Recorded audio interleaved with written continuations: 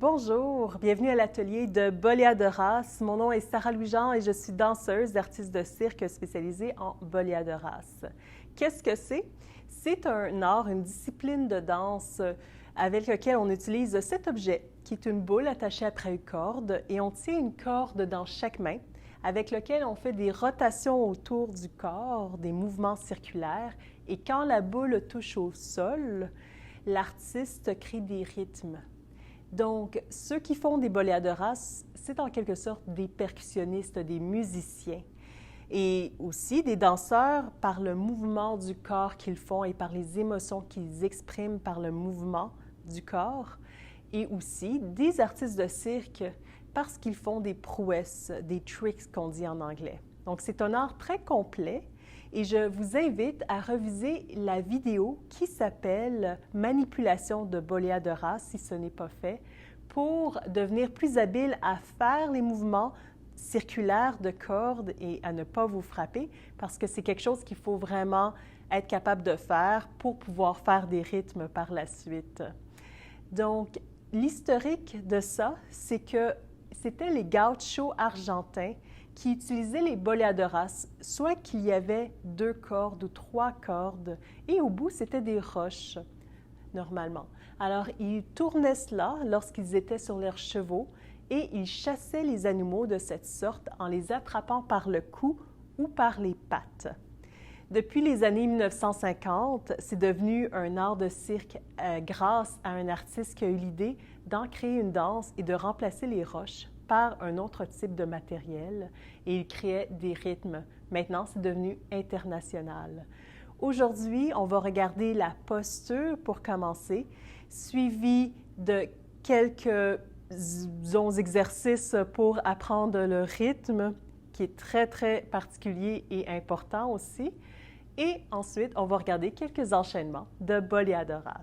Alors, pour commencer, si vous n'avez pas de boléadoras, vous pouvez utiliser une corde qui va être à la longueur des hanches ici et qui va toucher au sol. Au bout, vous mettez du tape, donc une grosse boule de tape au bout. Ou si vous avez des poils aussi, si ce n'est pas assez long, vous rajoutez une corde au poil.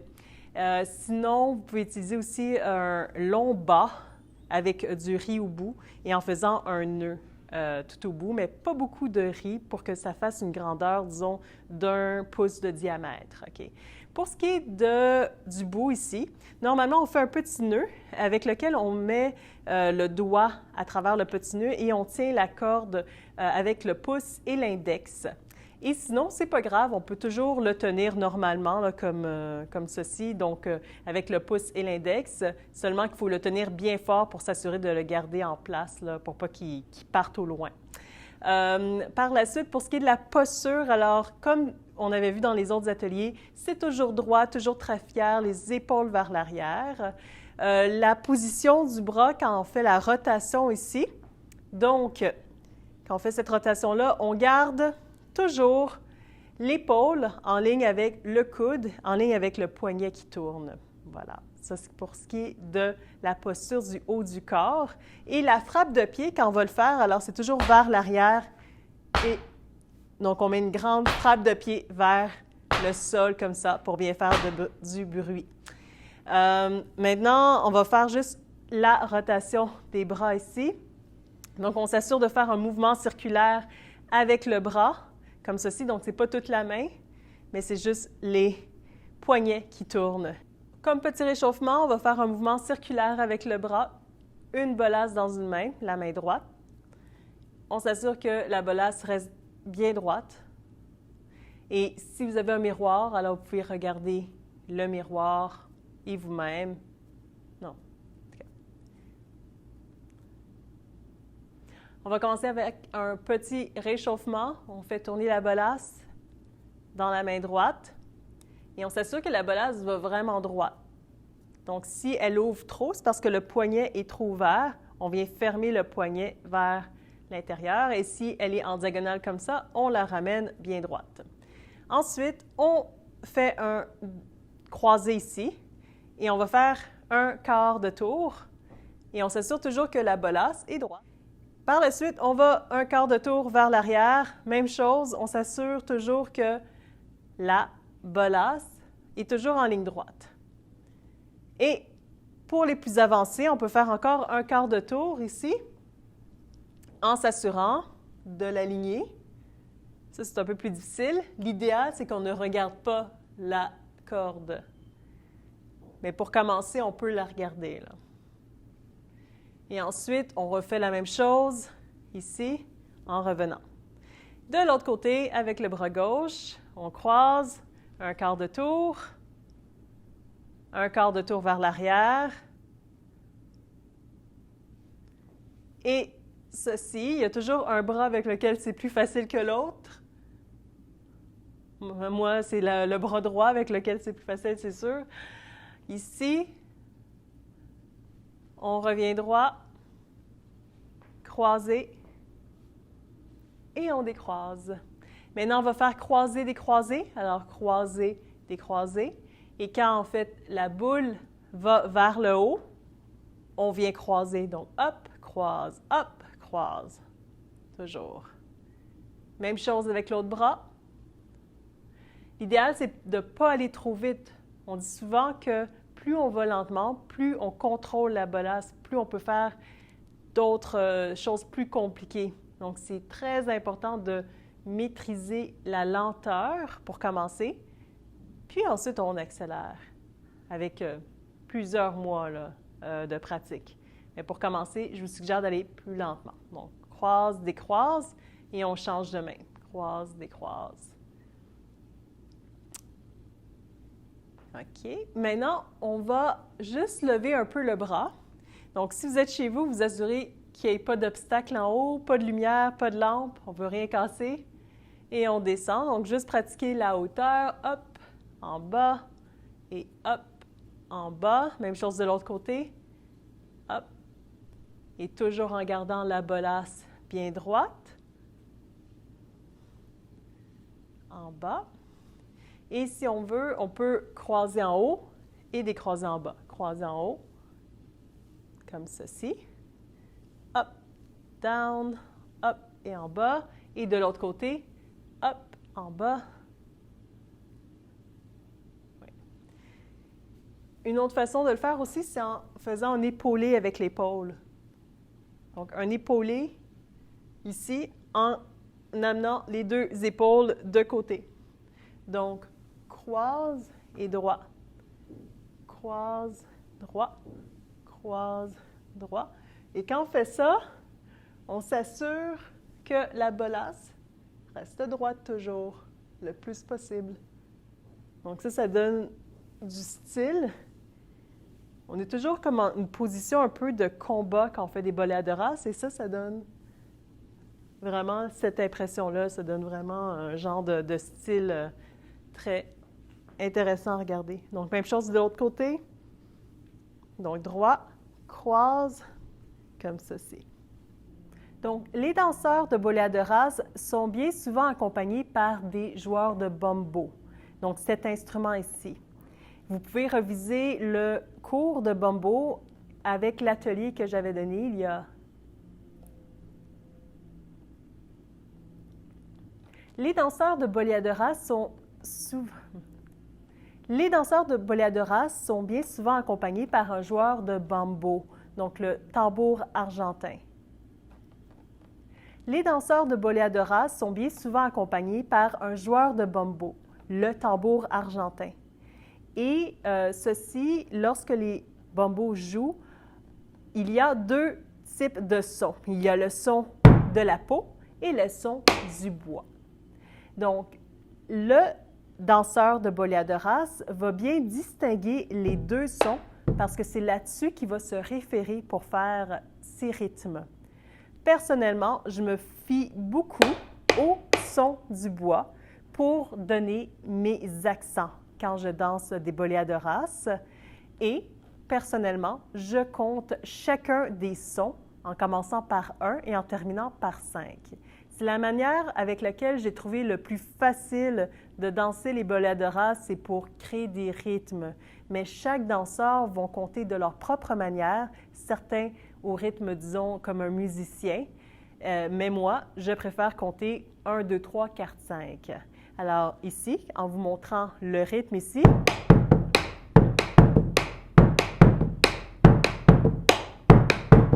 okay, vous remarquez qu'il y a 5 frappes, donc 5 sons. Et moi, la manière dont je compte, c'est 1, 2, 3, 4, 5, 1, 2, 3, 4, 5. 5. 1, 2, 3, 4, 5, 1, 2, 3, 4, 5. Dans le prochain exercice, on vous demanderait en fait de vous référer sur le 2 et le 5. Donc, un petit exercice que vous pouvez faire, vous restez droit comme ceci et vous tapez ici pour commencer juste le 5. Donc, 1, 2, 3, 4, 5, 1, 2, 3, 4, 5. Donc, on le fait. 2, 3, 4, 5, 1, 2, 3, 4, 5. 1, 2, 3, 5, 1, 2, 3, 4, 5. 1, 2, 3, 4, 5, 1, 2, 3, 4, 5. 1, 4, 5. Comme vous pouvez remarquer, le 5, c'est le bois que j'ai frappé. Donc, si vous êtes accompagné par un joueur de bombo, lorsqu'il fait le bois, pour être bien en symbiose avec la musique, ça peut aider. Alors maintenant, on va frapper en 2 et en 5. Donc, 1, 2, 3, 4, 5. 1, 2, 3, 4, 5. 1, 2, 3, 4, 5. 1, 2, 3, 4, 5. Vous pouvez changer de pied à gauche. Donc, 1, 2, 3, 4, 5. 1, 2, 3, 4, 5. 1, 2, 3, 4, 5. 1, 2, 3, 4, 5. Alors maintenant, on va essayer d'utiliser la boléa de race pour faire les rythmes. On va commencer à frapper sur le 5 seulement. Alors, vous remarquerez qu'entre chaque frappe, il y a une rotation avec le bras. Donc, je vais le faire une fois. Donc, ça fait 1, 2, 3, 4, 5. 1, 2, 3, 4, 5. 1, 2, 3, 4, 5. 3, 4, 5. Si je me mets de côté, ça donne cela. 1, 2, 3, 4, 5. 1, 2, 3, 4, 5. Donc, on frappe en avant de nous avec le bras en diagonale. Donc, ce n'est pas trop près, là, mais c'est vraiment ici, l'avant-bras va être de position diagonale. Donc, on commence. 1, 2, 3, 4, 5. 1, 2, 3, 4, 5. 1, 2, 3, 4, 5. 1, 2, 3, 4, 5. 1, 2, 3, 4, 5. 1, 2, 3, 4, 5. Donc, ça, c'est le 5, c'est le bois que le percussionniste va faire avec la frappe qu'il fait sur le bombo. Maintenant, on va faire le 5 et le 2. Donc, je vous le montre une fois. 1, 2, 3, 4, 5. 1, 2, 3, 4, 5. 5. 1, 2, 3, 4, 5. 1, 2, 3, 4, 5. 1, 2, 3, 4, 5. Donc, il y a une rotation entre chaque rythme. 1, 2, 3, 4, 5. Et on peut lever le bras un peu plus haut aussi. 1, 2, 3, 4, 5. Le bras un peu plus haut. Ouais. On essaie toujours de garder la ligne bien droite. 1, 2, 3, 4, 5. En s'assurant que le poignet est bien droit. 1, 2, 3, 4, 5. 1, 2, 3, 4, 5. Quelque chose qu'on peut faire aussi, c'est croiser le bras et le décroiser. Donc, on peut faire tranquillement 5, 1, 2, 3, 4, 5. OK? Alors, on essaye. 5, 1, 2, 3, 4, 5. Croise. Quand on croise le bras, on garde les épaules vers l'avant. 4, 5. 1, 2, 3, 4, 5. Oui. Et ça, c'est quelque chose qu'il faut réussir à faire à gauche aussi. Donc, pour s'assurer toujours de faire des deux côtés de manière équivalente. Et maintenant, ce qu'on peut faire, c'est qu'on va faire seulement le 5, 4 fois. Et par la suite, on fait 4 fois croisé. Donc, ça fait 1, 2, 3, 4, 5. 2, 2, 3, 4, 5. 3, 2, 3, 4, 5. 4, 2, 3, 4, 5. Et on croise. 5. Deuxième fois. Troisième fois. Et quatrième fois. Et du côté gauche, maintenant, 1, 2, 3, 4, 5. 1, 2, 3, 4, 5. 3 et 4. Croisez maintenant. Deuxième fois, croise. Troisième fois. Et quatrième fois.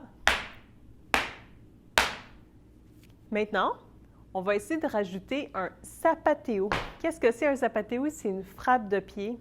En Argentine, on appelle ça les zapateos avec un Z. Et c'est une percussion de pied un peu comme la G québécoise. Eux, ils ont leur style. Et on a fait un atelier justement de zapateo à réviser si vous ne l'avez pas vu. Alors, la frappe de pied, c'est le plein pied ici entre la phrase de 5, 2, 5. Donc, si je vous le montre une fois, ça donne, supposons qu'on frappe, pour l'instant, on ne frappera pas avec la bolasse. Donc, ça fait 1, 2, 3, 4, 5, 1, 2, 3, 4, 5, 1, 2, 3, 4, 5. Donc, vous voyez que je frappe avec mon pied sur le 1 et le 3. Donc, c'est bien particulier.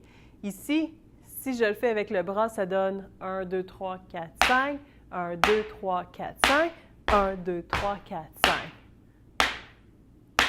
1, 2, 3, 4, 5. 2, 3, 4, 5. Encore. 1, 2, 3, 4, 5. 1, 2, 3, 4, 5. On essaye à gauche, même chose. Donc, et on va frapper avec le pied gauche. Donc, ça fait 5, 1, 2, 3, 4, 5. 1, 2, 3, 4, 5. 1, 2, 3, 4, 5. 1, 2, 3, 4, 5. Et là, pour ajouter un peu de style, donc, quand on va frapper avec le pied, et ça peut prendre du temps à maîtriser, mais on va lever le bras un peu plus haut. Et quand on lève le bras, je vous le montre de côté ici, on le lève en diagonale. Bien sûr, à la maison, vous faites attention qu'il n'y ait rien en haut pour rien briser. Quand vous levez le bras, que le plafond soit bien haut. Sinon, vous pouvez le garder en bas, il n'y a pas de problème. Donc ici, un peu plus haut. La bolasse est toujours droite. Donc, si on lève un peu plus haut ici, le bras est droit et la bolasse ne va pas aller en diagonale. Et on contrôle avec le poignet. Donc, on va faire la phrase au complet. On frappe 4 fois au sol en frappant sur le rythme 5. Ensuite, on fait 1, 2, 3, 4, 5, donc 2 et 5. Et par la suite, on rajoute le pied à 1 et 3. Donc, c'est parti. 1, 2, 3, 4, 5. 3, 2, 3, 4, 5. 4, 2, 3, 4, 5. 1, 2, 3, 4, 5. Deuxième fois. Troisième fois. 1, 2, 3, 4, 5. Quatrième fois. Et on rajoute le pied. 1, 2, 3, 4, 5. 1, 2, 3, 4, 5. 1, 2, 3, 4, 5. 1, 2, 3, 4, 5. Excellent. Ce qui est possible aussi à faire avec 2 bolasses quand on frappe au sol. Ici, donc, on a fait 1, 2, 3, 4, 5. 1, 2, 3, 4, 5. On peut faire comme tantôt ce qu'on a fait. Donc, et ensuite, 1, 2, 3, 4, 5. 2, 5. Donc, 5, 2, 5. Et là, on peut frapper à 1 et à 3. Donc, 5, 2, 5. 1, 2, 3, 4. Donc, on a maîtrisé une bolasse. On a fait 2 bolasses. OK? Et dans le futur, ce qu'on peut faire aussi, vu qu'on fait du alterné, on peut frapper chaque comme bolasse à terre. C'est un mouvement un peu plus avancé.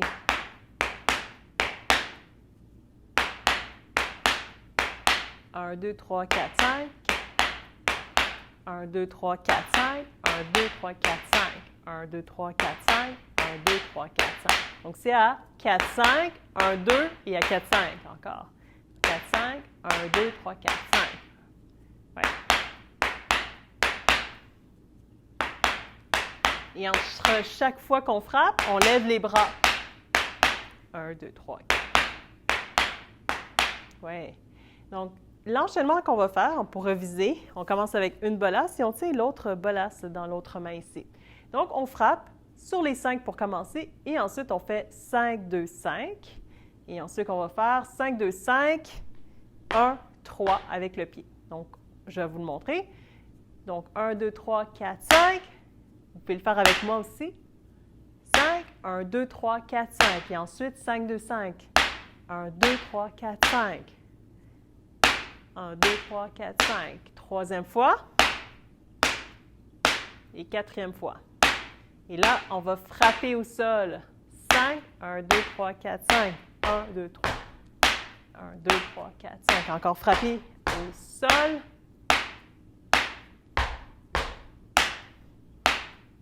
Et là, on lance l'autre bolasse et on va faire la même chose avec deux bolasses. Donc, 5, 1, 2, 3, 4, 5. Et entre chaque, on lève les bras, si on peut. Donc, 5, 1, 2, 3, 4, 5. Et on peut changer de pied maintenant. Et à droite. 3, 4, 5.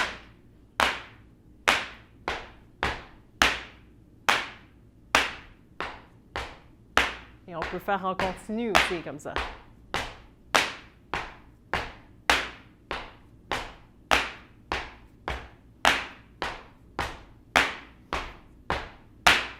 Très bien. Avec le rythme un peu plus rapide. Donc, 1, 2, 3, 4, 5. 1, 2. 1, 2, 3, 4, 5. 1, 2, 3, 4, 5.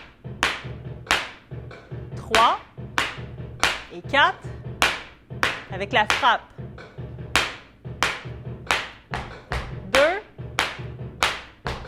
3. 4. Et on lance l'autre bolasse. 5. 1, 2, 3. 1, 2, 3, 4, 5. 1, 2, 3, 4, 5. 3. Et 4.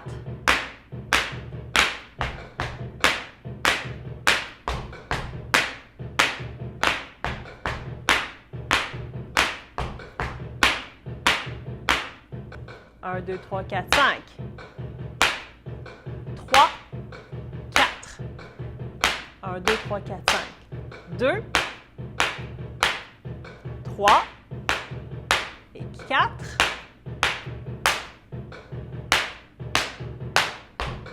2, 3, 4. On commence. 3 et 4. 5, 1, 2, 3, 4, 5. Troisième fois. Et 4. Avec le pied. Deuxième fois. 3. Et quatrième fois. Deux bolasses. 5. 1, 2, 3, 4, 5. 1, 2, 3, 4, 5. Deuxième fois. 3. 4. On change de pied. 3. 4. Et on peut en faire en continu.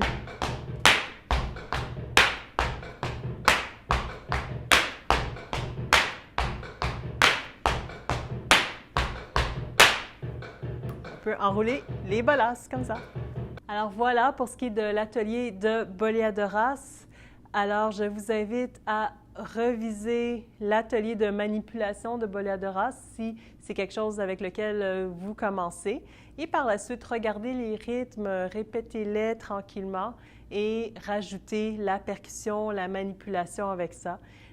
Et ensuite, le mouvement. Donc, c'est un mouvement qui est un art qui est très complet. C'est quelque chose qui prend beaucoup de pratique, beaucoup de temps, mais vraiment bien plaisant. Merci.